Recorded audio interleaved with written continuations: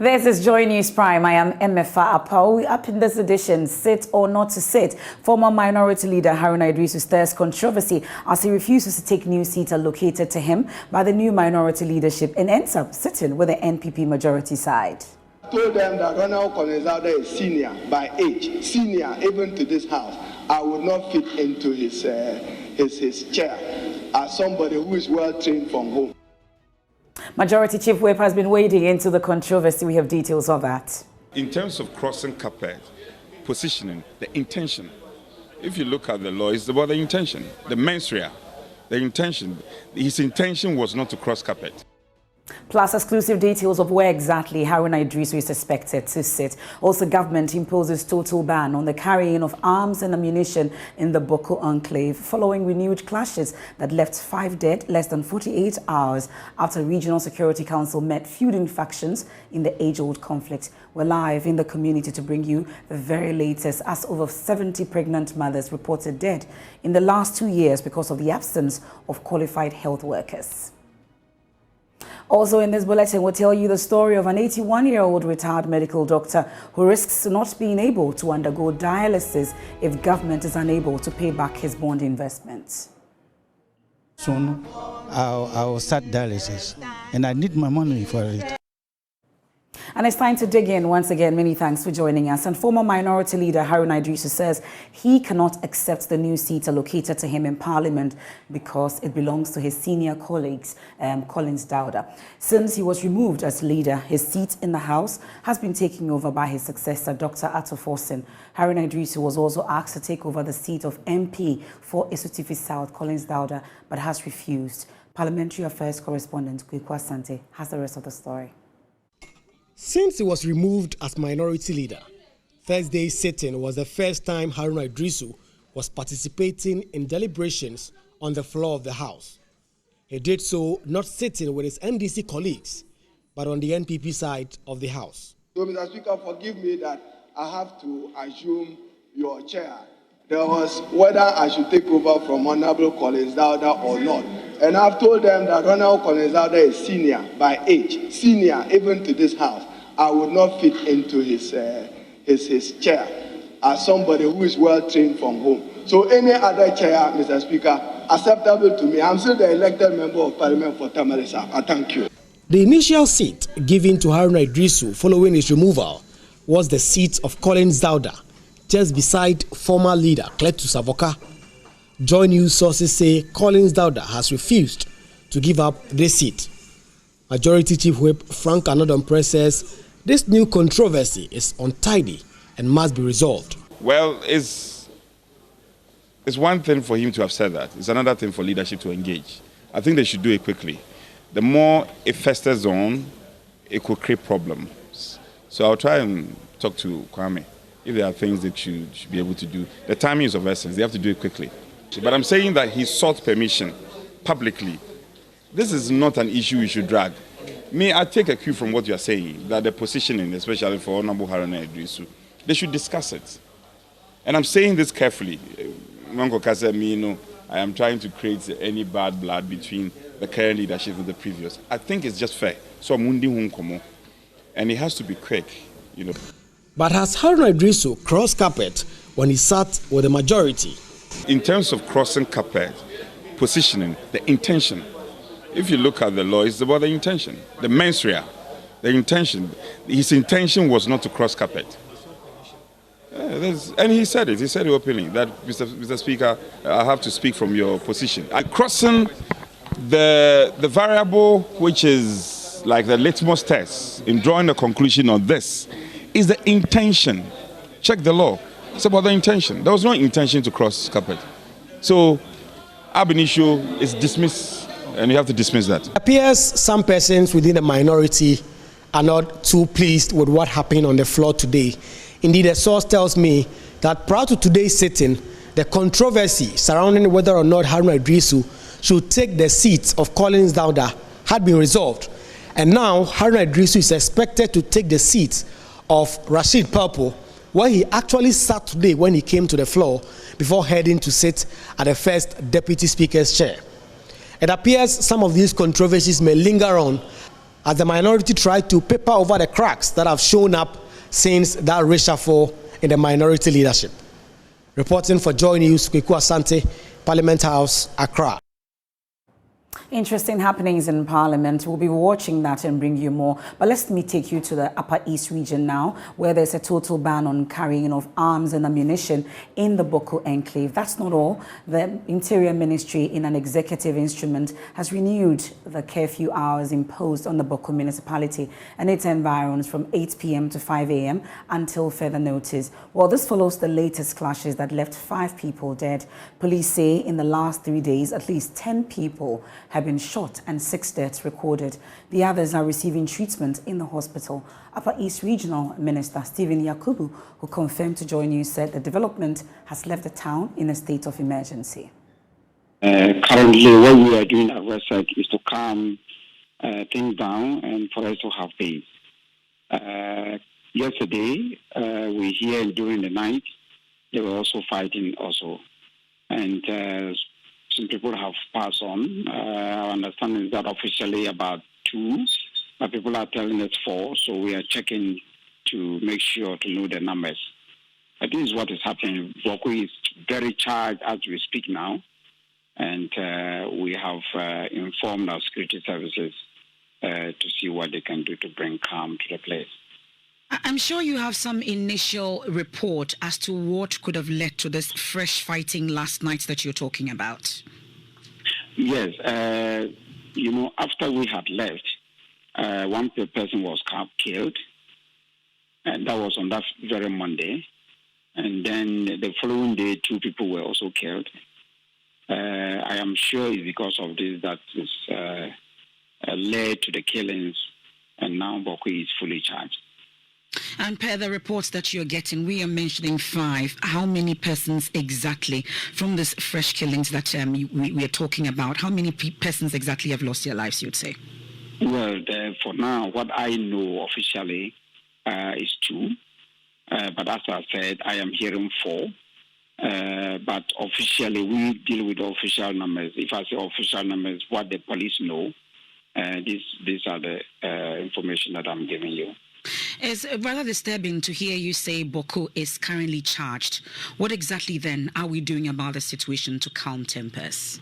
Well, this morning I had a meeting with the National Peace Council. We are drawing our strategies. When this Boko is charged like this, then the military and the police will have to take charge. And that is exactly what they are doing right now. And we are also talking to both factions to talk to their youth, opinion leaders, the key members of both the Mampris and the Kusasis to calm the situation. And that is what we are doing. So we are engaging all the stakeholders. That's what we are doing. That's RESEC. It appears that your meeting with both factions was really an exercise in futility. You agree? No. I think that it was good that we went. It was good that they listened to us. It was good that we also listened to them. Their concerns were brought, and we are working on them. So I don't think that it was bad that we went there. We went to appraise ourselves and told them what we think. And it has helped. Who knows, if we didn't go, maybe it would have been worse. Well, that's the Upper East Regional Minister. Let's go live to the region. And Upper East Regional Correspondent Albert Sori joins us via Zoom with the very latest. So earlier when we spoke to the Upper East Regional Minister, he describes Boko as a charged atmosphere. As we speak, you've been monitoring events from afar. How would you describe the situation? It's tense atmosphere had it. This evening, people had to go indoors before it even got dark.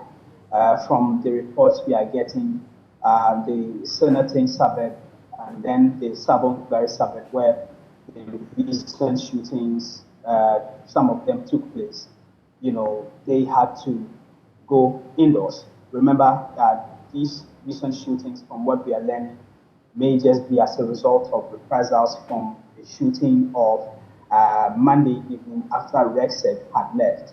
The reports we are getting indicate that there were 2 more shootings a day after that. That was on Tuesday. So if you listen to the police commander of Boko, what he tells us is that between that time and now, 10 people have been shot. And out of that number, 6 deaths were recorded. These 6 include the one on Monday, and then those that were killed between the hours of 10 a.m. to 12 yesterday afternoon. Today, we haven't heard of any shootings, but what happens with Boko is that sometimes it takes time before you learn that the shooting has taken place at one suburb or the other. So it's been like that. There's been an atmosphere of tension this afternoon, and even as we speak before. Okay, but thankfully the figures, as you put out earlier in the day, remains at 6, or are we hearing that anything has changed? One of the things the divisional commander told me was that sometimes by the time they get there, some of the bodies are taken away. This is something he told me. So at the time we were talking this afternoon, he was very busy. So he told me that he couldn't speak to further figures, but these were the figures that he told me. What it meant was that the figures could be more than that. But at the time that we were talking, these are the numbers that he. So this is what we know at the moment. Okay. But just to give you a bit more information on the 5 people who were killed yesterday, we're told that 4 of them were killed on the spot. 1 of them got injured and later died in hospital. 1 more person was receiving treatment as at this afternoon that we got the information. So this is what we know. Okay, but has it been established what really was the cause of this latest clash or fights that we've been reporting on? Yes, so from the information we are gathering, when RECSEG visited, shortly after that, if you look at the report that we gave, we reported that the people, both factions, were not happy about the security situation on the ground. And one would have expected that RECSEG visiting the area would have helped to calm things down. Unfortunately, 1 person was shot, and the next day, some other people were shot. So it looks like this recent round of shootings may just be reprisals of the incident on Monday. Okay, well, and we know the latest action that has been taken by government is to impose a total ban on carrying of arms and ammunition. We know this issue came up in Parliament when the Defence Minister revealed that there was an attempt to, explode or, use improvised explosives on a bridge in the Upper East region. That's why this particular ban has been imposed. Has it taken effect, though, and is it having any impact, you say? Well, at the moment, we can't tell if it is taking effect because remember that every now and then we get shootings in Boko, and people are not supposed to even be carrying weapons, and the RECSEG and the security apparatus are stationed there are constantly battling with this. Okay. So it will take time before we get to know if the ban will take any effect. Because even during curfew hours in the past, we've heard of gunshots. RECSEG was in Boko on Monday afternoon, and people were fired. So it's going to take some time for us to know if this is going to have an effect. Well, stay safe, Albert. Thank you so much. That's our Upper East Regional Correspondent, Albert Sorry, bringing us up to speed on the situation in Boko. And the latest is that 6 persons have been killed in renewed clashes in the area, and government has imposed a ban on the carrying of arms, and the curfew hours have also been reviewed. But let's stay a while longer in Boko because the cost of this protracted conflict is huge. Over 70 pregnant mothers lost their lives in the last 2 years alone because of the absence of key health professionals. The workers have fled the town due to the protracted conflict. Also, the Ghana Health Service reports that some 300 persons living with HIV and AIDS also died in the same period because the deceased could not go out for treatment for fear of attack. Suleimana Majid is the Senior Public Health Officer with the Upper East Regional Health Directorate. In Boko alone, we have lost as many as 70 of mothers who are dying because they wish they could get access to health workers to be able to give them timely health interventions. Coming from Boku, people coming from even across Ghana, they come to Boku just to have HIV drugs. But as we speak now, in the entire region, 703 of them are not able to get drugs. And what it means is that majority of these people are dying at home. If we do not actually get a stop to this, what is going to happen is that in coming few years, we may have a situation where there will not be any health worker who will actually be around to be able to take care of our health needs. And we are only living because we have health. If we don't have health, I don't think we'll live. So I just want to also use this opportunity with these few figures I just mentioned. This is just 2 years. If you want to pick from when it started till now, a lot of us will have seen that that is a whole family that is actually going. 70 mothers dying because they want to give birth, because they are not able to get access to health. They need us to come together so that we can be able to give them quality services. And that's the same situation when it comes to education in the Upper East region. Away from that, we head back to Parliament, and the Defense Minister has been speaking about the situation. He says the Ghana Armed Forces foiled an attempt to blow up a bridge with an improvised explosive device in the region. Well, the area has recently seen an escalation in the decade-old conflict. We can hear from Dominic Nitiwo when he addressed Parliament on these issues. If we do not stop what is happening in Boku now and now, we risk the situation where Ghana can be thrown under terrorist attacks. For the first time, Mr. Speaker, 3 days ago, improvised explosive device was used for the first time in this country to try to blow a bridge. Don't let us joke with Boku. Well, the MP for the area, Mahama Yariga, also has been speaking on upfront, also in Parliament, because he actually raised the issue and also raised concerns about the situation.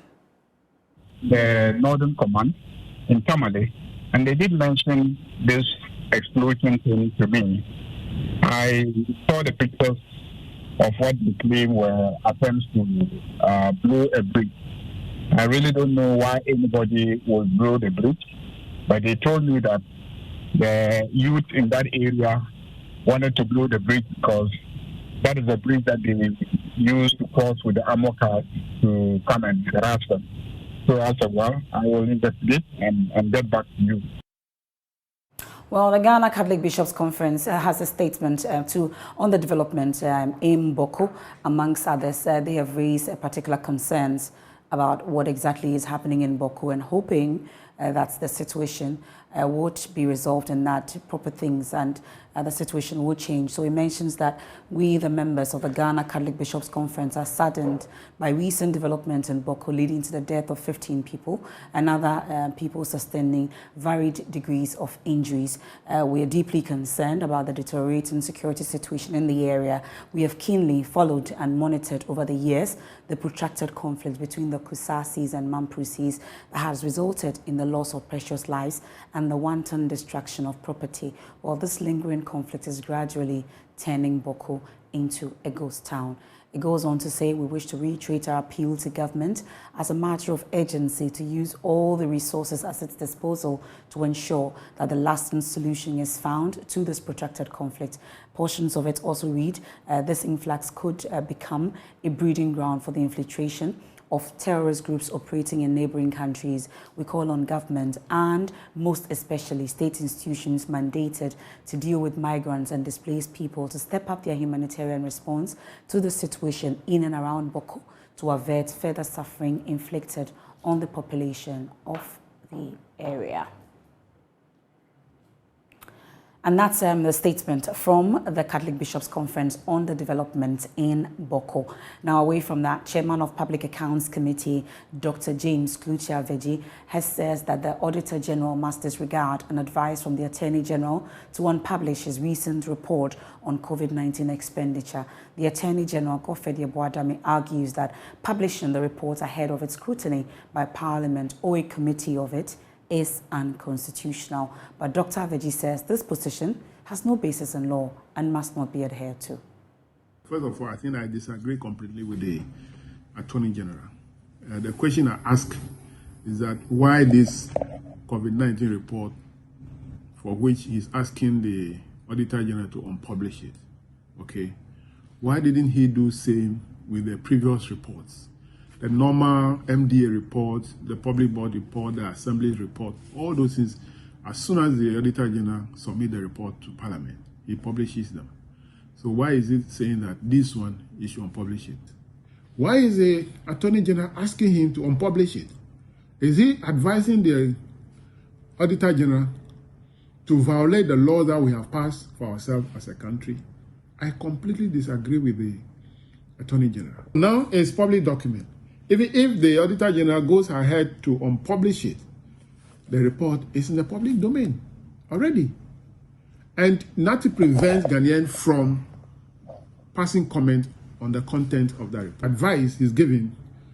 I'll ask the Auditor General not to take that advice. He shouldn't take that advice because it's a wrong advice. He should ignore.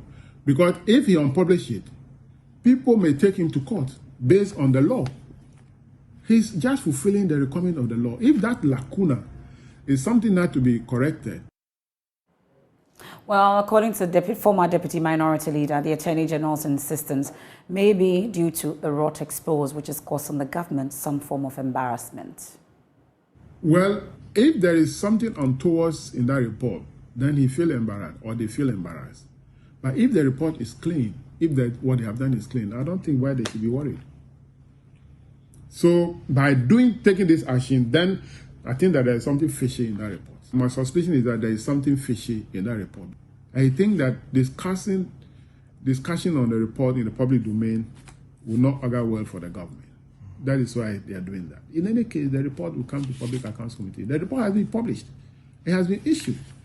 So if you don't want the issue to be discussed in the public, it will definitely come to the Public Accounts Committee. And don't forget, any report or document that is laid before Parliament, it becomes public document. So already it's public document. Now, the Constitution didn't say anywhere that a public document, Ghanaians should not make comment on it until it is discussed by or debated by Parliament. Well, away from Parliament, let's talk about the domestic debt exchange. And we know that in some few hours, the extension that government gave will expire. But the pensioners are insisting that the total exemption is what they are looking for. They've been picketing 4 days straight at the premises of the Finance Ministry. And we put the spotlight on 81-year-old retired medical doctor, Dr. Samuel Amakwe. And he may not be able to undergo dialysis for kidney failure should government fail to pay back his bond investment. Samuel Amakwe is currently at stage 4 of the renal problem, which according to his doctors need dialysis to prevent a total shutdown of his kidneys. He said he invested in the government bond last year with the hope to retrieve his money to take care of his medical expenses. But with a new turn of events where government says he will be unable to honor their bonds, his health is currently at risk. The following report has the rest of the story. We shall overcome. It is the 4th time this week here at the Ministry of Finance in Accra. Pensioners have forgone every comfort and besieged the ministry's area to picket and plead with the Finance Minister to exempt them from the domestic debt exchange program. Dr. Samuel Apawu is 81 years. He has worked for decades as a private health practitioner and retired in 2017 due to ill health. Well, I'm a sick man. I'm 81-year-old. And I'm spending a lot on my drugs and my treatment. Very soon I'll be on dialysis. And I know dialysis is very expensive. Despite his failing health, he dragged himself to join his fellow old citizens to call on the government not to include them in the domestic debt exchange program. He explains why he made this investment and why the government should not alter his plans. I mean, to buy drugs and then dialysis. I'm an old man. I have so many type of diseases. I can't tell you all.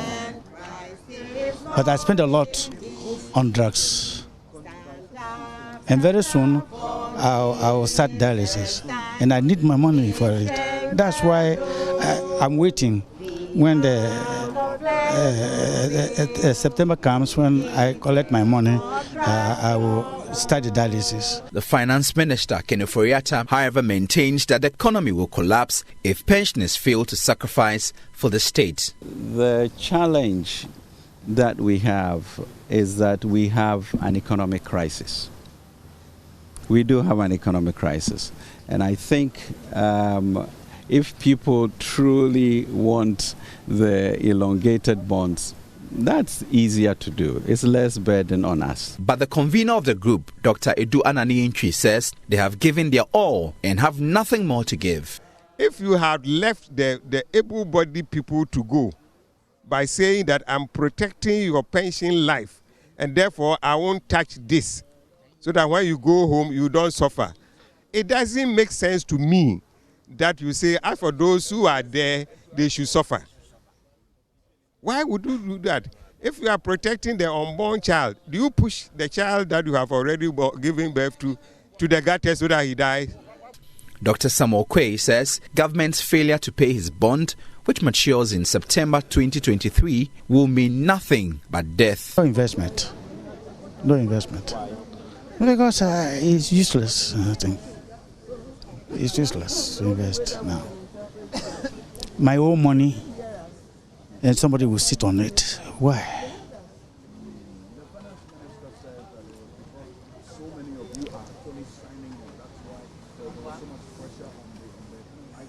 I don't need their money. My own money. I want to live on. Nobody would look after me. I lost my wife. I live alone. Who will look after me? That means government wants me to get rid of me.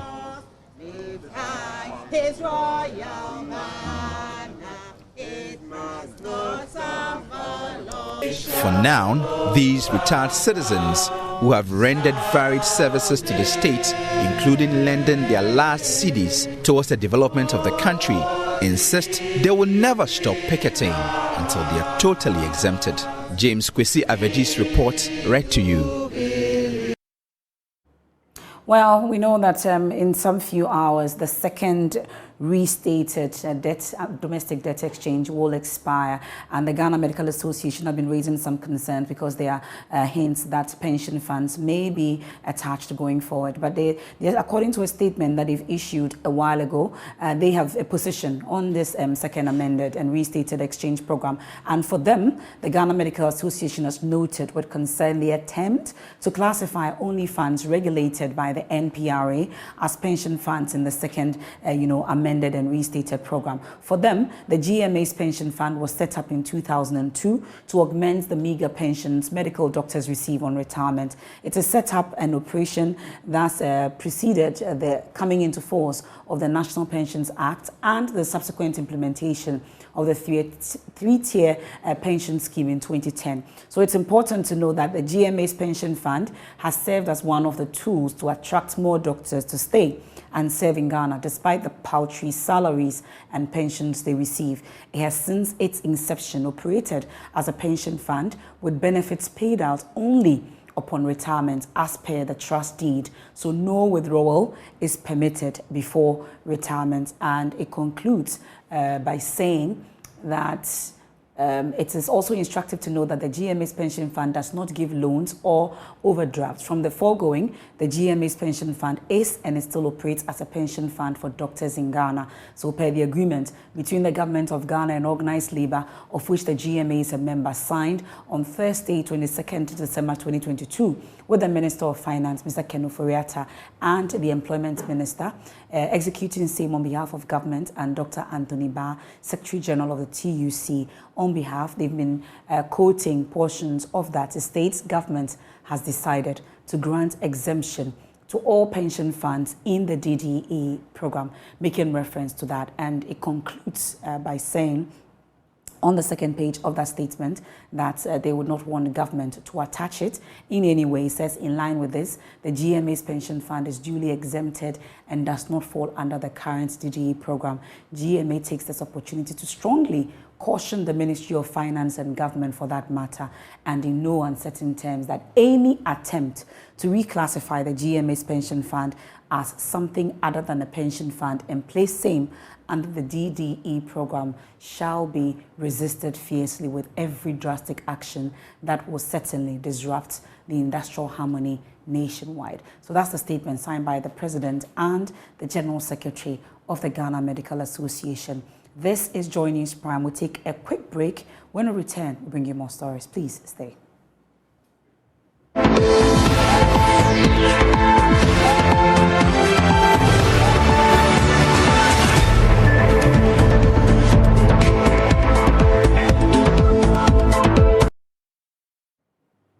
Welcome back and thanks for staying with us here on Joy News Prime. We're live on the DSTV channel 421, Go TV is 144, also on myjoyonline.com and all our social media platforms. Now I'll take you to the Ashanti region where the Asokwa Circuit Court has remanded the Swami constituency youth organizer of the National Democratic Congress. The accused, Razak Kwampa Avolia, was declared wanted by the police for allegedly inciting political violence in a video that has gone viral. The party at the regional level turned him in, where he was subsequently charged and detained and arraigned today. Nana Yaojima was in court, and here's his report. The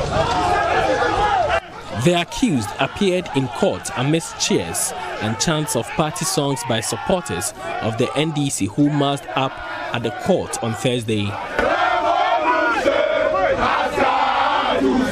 Some of the party faithfuls displayed posters which suggests right to self-defense. There was heavy police presence at the court premises. Some of the armed men sat in a patrol vehicle few meters from the gathering of the supporters. In court, the prosecution prayed the plea of the accused is not taken as investigations are ongoing. But defense lawyer who made an application for bail sought to clarify an impression of the prosecution that the accused was arrested by police. According to Evans Amankwa, the suspect turned himself in after the police statement which declared him wanted. On this premise, the defense counsel prayed the court to grant the accused bail, assuring the court of willingness to produce the accused whenever needed. But this was refused by the court, presided by His Honor Fred Obitre. Evans Amankwa was left disappointed. Kennedy Japan made serious statement. Somebody who is vying for the presidency. Samia Uku made serious statement. What happened to them? So if you are saying that a constituency youth organizer has made a statement and it is a national security issue, then that needs to be investigated well, because it is not a national security issue. We are coming back to court on Tuesday. Unfortunately, the period is so short that I can't go to the High Court to repeat the bail application. Razak Kwampa is in high spirit. He will not die. But this time, I am speaking as a lawyer and a politician. The incarceration or remand of Kwampa Razak would not intimidate NDC youth and NDC people in talking in this country. Nobody can gag our freedom of speech, no matter how much they want to do. If putting us behind bars is what they intend doing, then we would tell the IGP to tell the Minister of Interior to build more cells.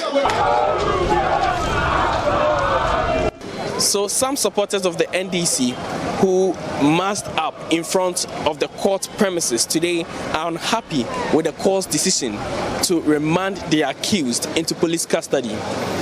Another issue that they keep hammering on is that they, as a party, turned in the accused. What they are calling for now is the police and the court to treat this case with all fairness. For Joy News, Nana Yaojima, Kumasi.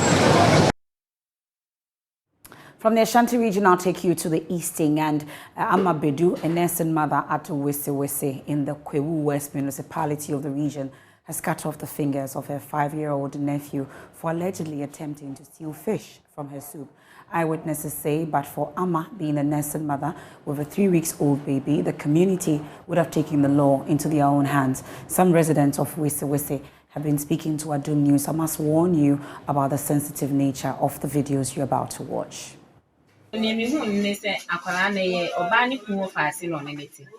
The child is the nephew of the woman's husband. The child went to the kitchen and tried opening the pot of soup. When she saw the child opening the pot of soup, she assumed the child wanted to take fish from the soup. She then cut off the child's fingers and kept him indoors till about 6 a.m. Her sister came around to braid her hair. That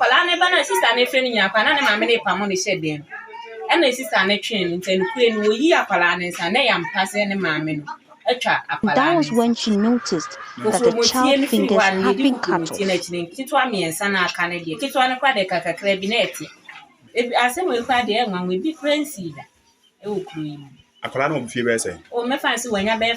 The child is 5 years old and the woman is about 31 years.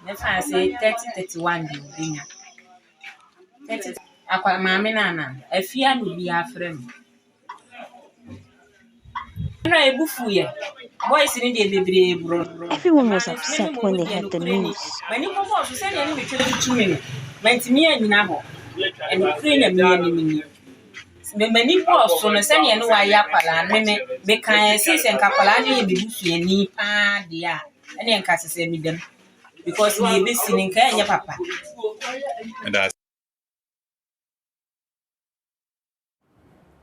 Rather disturbing situation. Now, the Lands Commission is warning prospective land buyers and pre-acquisition owners to stay away from government lands, else they will have their properties demolished.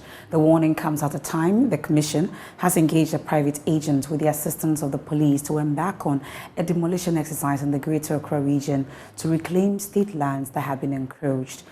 Speaking on the Super Morning Show, Acting Greater Accra Regional Lands Officer Timothy Anyidoho said although some of these sites have been regularized, it will be in the best interest of the public to avoid buying state lands to avoid future evictions. And it is a clear warning to all pre-acquisition owners and to those who go and acquire this interest that if government has the teeth to bite, it will come back to bite you yourself. Because when you do a search, when you conduct a search and somebody says it's government land, don't say it will never catch up with me, because it may catch up with you. There's a trunk road that is being built now where we popularly call Spintex Road, motorway, where people, warnings were given. As a young officer, 20 years on the road in public service, 22 years. Warnings have been given, posts were done, people have gone and developed.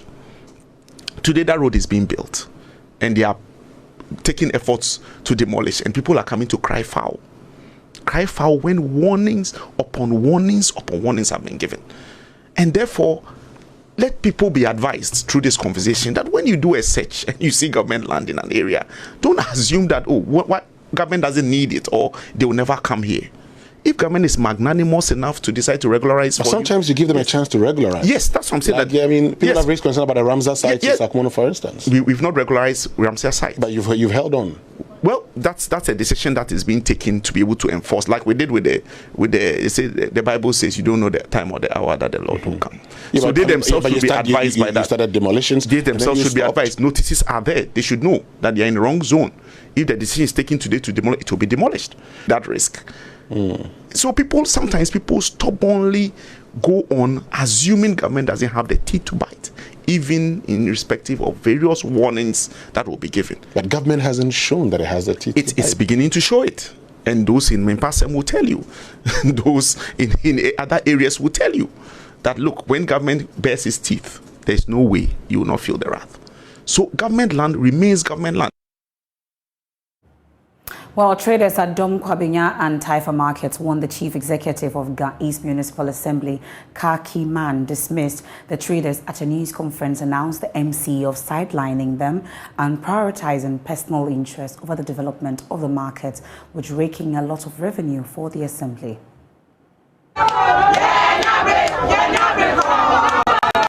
Voices of angry traders who are not pleased with the management style of the municipal chief executive.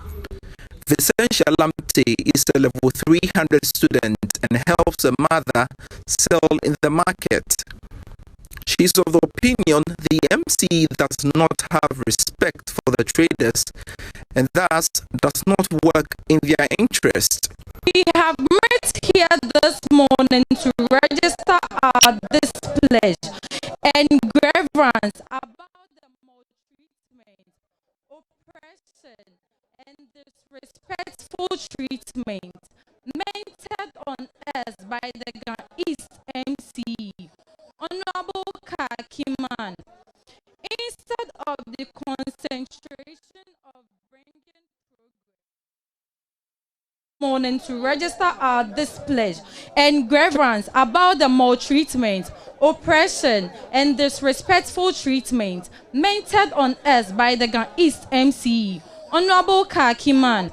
Instead of the concentration of bringing progress and improvement to the welfare of the traders, she has rather taken interest in creating division among the traders. She is not a unifier. She came to disturb the peace of the market. Kaki, as MCE, is a square peg in a round hole. She does not know her job. She must go as soon as possible. She is arrogant, disobedient, and boastful. Mr. President, Domi Kwabena is one of the strongholders of the MPP. But if Kaki is not sacked from office with immediate effect, we promise you that we will not vote come 2024. Kaki must go. Kaki must go. Kaki must go. Some traders also shared what they refer to as maltreatment by the MCE. The MC is really disturbing us. Today they'll come and tell you to move. Tomorrow they'll come and say this person is a queen. They've overthrown the other queen. We don't understand what she's doing. And I don't think that is the work of the MCE. She has her own duties and the queen mothers here have their own duties. We plead on the government to dismiss her because she's not complying with the rules. She doesn't want to be in her lane. She's conflicting her duties and making things difficult for those of us who are selling here. Without any reason, we were sitting there. She was a diabetic patient about to eat. All of a sudden, Kaki bowed inside the office without greeting, without saying anything. She's the one handcuffed her without any reason. We don't know what this woman has done. Kaki handcuffed an old 60-year-old woman and punched the face. I'm an eyewitness. I witnessed it myself. When we went to the police station, Kaki is denying, but Kaki has handcuffed a 60-year-old woman in this market without any offense committed. The traders want Kaki Man dismissed as MCE for Ghana East Municipal Assembly. Now, the first male principal has officially been given the mandate to lead St. Monica's College of Education in the Ashanti region since its establishment in 1930. Dr. Ochre Kranchi was sworn in as the college's 10th principal and will provide the school a fresh look and new growth initiatives. It would have a 4-year term that may be renewed with good performance. Dr. Kranchi expressed happiness about the promotion and promised to work relentlessly with personnel to ensure the college's continued progress. According to him, measures are being taken to assist some lecturers to continue to provide administrative services to the college. Mahmoud Mohammed Nuruddin has more. New things. So I think there's an innovation which hopefully will continue. And I think the point being that both male and female have values to contribute. So we are not saying that only females, but I think because it's a female institution, we probably have more females. But I think there's a novelty. And he being also a reverend minister of the church would also go deep to incorporate values, Anglican values in the school. Dr. Koranchi stated that the college is working towards supporting staff to attain the necessary qualifications to lecture. He observed staff development as one of the most important methods to increase academic performance in the college. Hence, the college's readiness to support most lecturers to pursue PhDs within the next 5 years. Our vision is to ensure that we improve their performance, both professional and academic. So we are working towards those who have not attained the requisite qualification to lecture. We've given them opportunity and we are supporting them to do so. That is not all.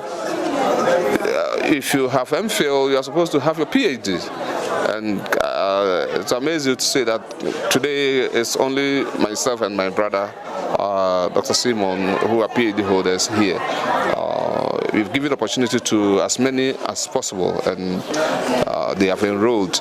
They are working at their various stages. We are going to support them for them to complete. So that Monicas, within the next 5 years, we should be able to count as many PhD holders as possible.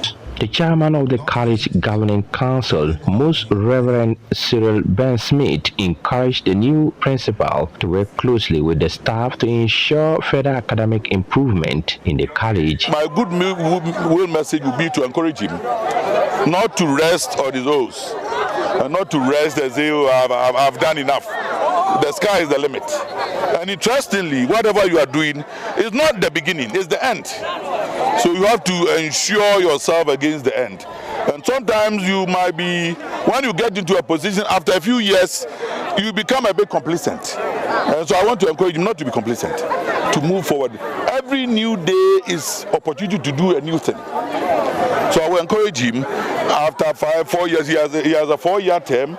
He has another, he can renew 4 years if he's up to, if he's not 60. But then the time that he has, my word will be to encourage him not to relent. And again, secondly, to work, teamwork.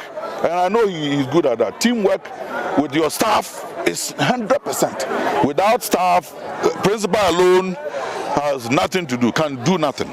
A report by Mohammed Nuruddin.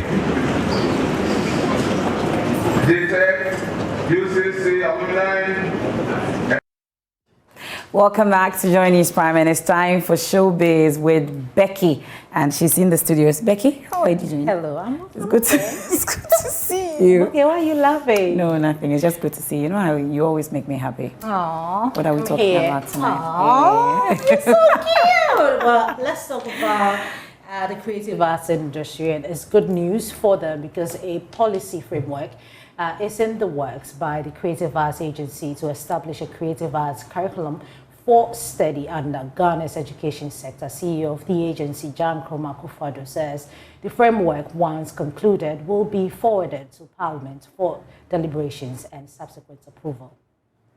The Creative Arts Agency on Thursday met stakeholders to begin drafting a policy framework development to establish creative education in Ghana.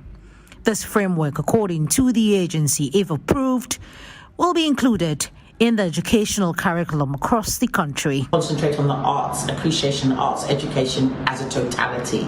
That we are finding that a lot of students aren't getting that mandatory art class, music class, drama class.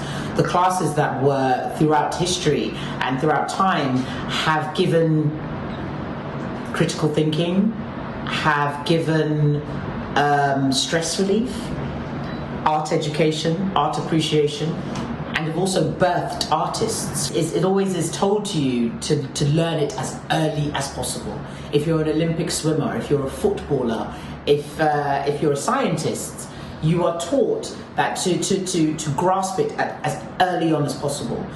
And if you did that with someone that has a burgeoning interest in painting or poetry and caught them from 5, 6, 7, 8, 9, 10 and carrying on going and giving them a solid basis and solid foundation within that career, within that platform, within that industry, that could become a burgeoning artist, that could become a prolific artist. And that could also become someone who not necessarily goes into art, but you find that most fields need creative thinking. Public Relations Officer for the National Teaching Council. To be able to work hand in hand with the existing curriculum and then improve on what one can do creatively, not necessarily the grammar aspect of education only. But we think that if this country can move to a different direction, then we need to build our worlds right from the beginning, right from the scratch. They know where they fall within, and then build on their creative skills. Okay, so how are teachers going to be ready for this?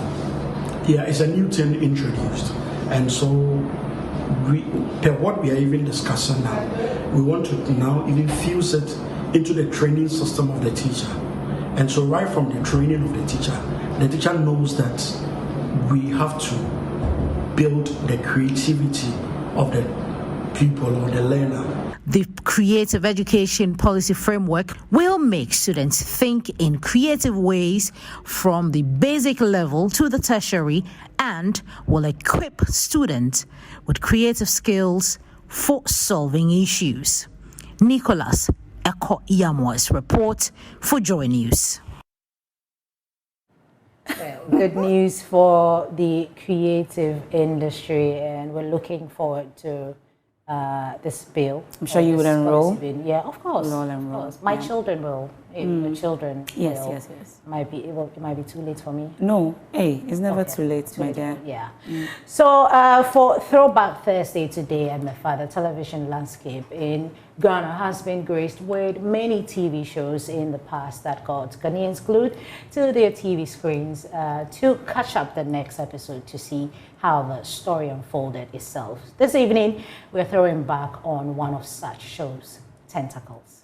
If there are any available you should. I think you should take up one of these series so that years to come. I used to act, actually. Please, don't stop, because you're a fine actress. See, if you're watching and you're looking for, an actress, budding one that would make your show the best. In fact, that movie that you're trying to, bring out, trust me, pick Becky. My sisters, and you will not regret it. My sister's always looking out for me. Thank you so much, sis. And that's how we wrap up. Wrap us up and let's go. Well, that'll be all for the news, which Emefa brought to you. I just came in to do something small, which is showbiz. For more news, log on to myjoyonline.com. Stop staring at me. Up next is Beverly Broom with the Prime Business, and then sports will come up next. After that. Yeah. And don't forget to poach Becky and let her make your movie the best in the industry. I am Emefa Apawu. Have a good evening. We thank you for your time.